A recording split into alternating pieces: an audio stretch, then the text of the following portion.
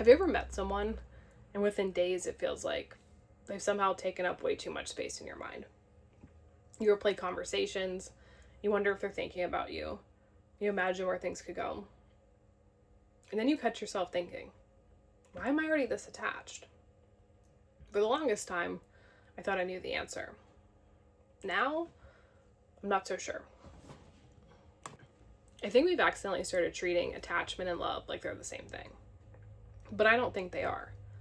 Because if attachment and love were the same thing, why can two people meet the exact same person and become attached at completely different speeds? One person enjoys getting to know them, and the other person is already emotionally invested. The person didn't change. Something else did. Maybe the answer wasn't in the relationship at all.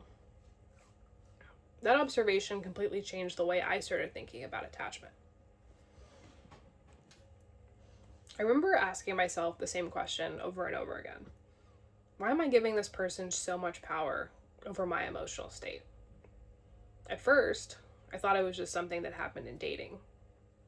I thought maybe I was choosing the wrong people or getting attached too easily. But over time, I started noticing the same feeling showing up with friends, and then family, and then other relationships. Same emotional experience. And that's when something clicked. Maybe this wasn't just about the relationship. Maybe it was about the way I related to people. It wasn't until I started setting boundaries and really healing those patterns that I realized I'd been asking the wrong question the whole time. I kept asking, why am I so attached to them? When I should have been asking, why does someone else's presence have so much influence over the way I feel? And that question completely changed the way I started looking at relationships. I started wondering, what if attachment isn't actually the goal? What if the goal is changing the way we feel? Think about it. Most of us don't wake up hoping to become attached to someone. We want to feel different.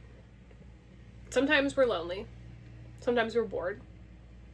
Sometimes we don't feel chosen. Sometimes we're emotionally exhausted.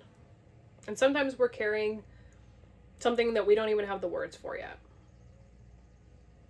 And then someone walks into our life, and for a little while, everything feels different. Suddenly, there's someone to wait for, to think about. There's someone to imagine a future with.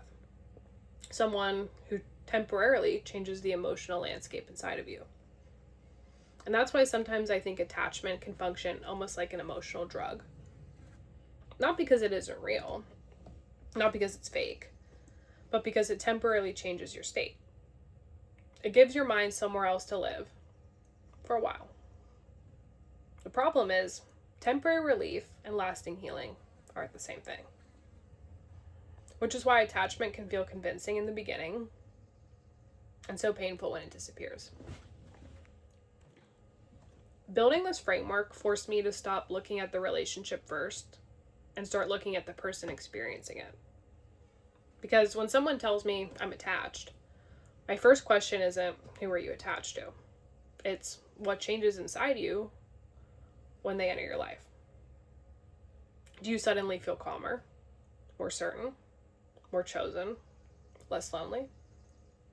Or do you finally have something or someone to focus on outside of yourself? Because the answer to that question usually tells us much more than the relationship itself. The relationship becomes the clue, not the answer. That's what emotional wiring really is. It's trying to understand not just who you attach to, but what your attachment is trying to accomplish.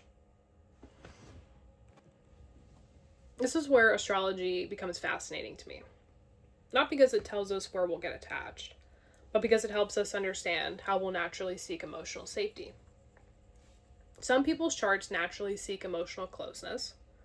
Some seek certainty. Some seek validation. And others seek emotional intensity. So two people can experience the exact same relationship, but the emotional need underneath their attachment can be completely different.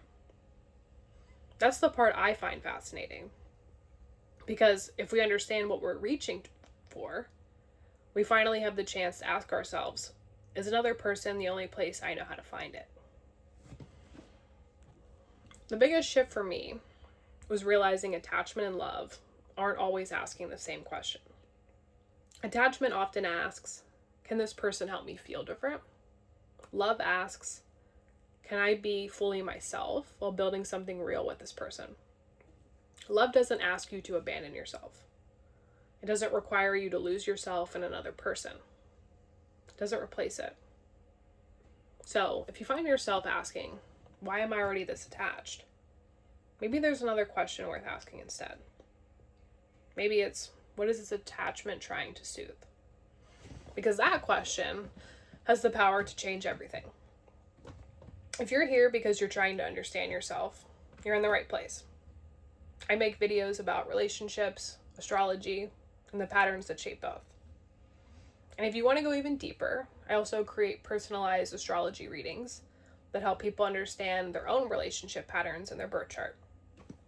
If this sounds like something you'd enjoy, I'd love to have you here. You can subscribe for more videos or check out my shop in the description if you're ready to dive deeper.